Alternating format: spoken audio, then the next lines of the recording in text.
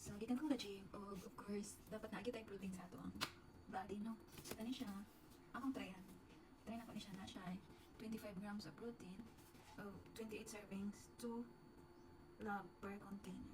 So, usara kas ko itong i-dry. So, dili na ako i-blender kay pwede na siya pwede na siya i-shake as pwede na siya i-shake na nato dili as mas. So, let's do this. So, first natong gawin is butangan nato og gamay nga hot water para ma-dissolve siya og maayo.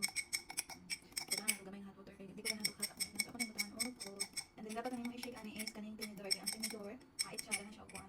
So, ma-dissolve siya og gaman. Or depende kung sino pang-dissolve ako kay na ako tinidor. No.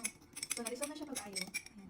Na-dissolve na siya pag-ayo. So, ato na siya butangan og cold water or depende ninyo kung yung ibutan milk or something na inyong ganahan. Basta ako kay water lang yun. So, actually wala kayo siya flavor. Pero humot na siya. Wala kayo flavor pero humot siya milk something.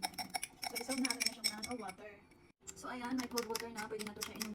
Okay, so let's drink. So, wala talaga siyang flavor pero at least okay, good.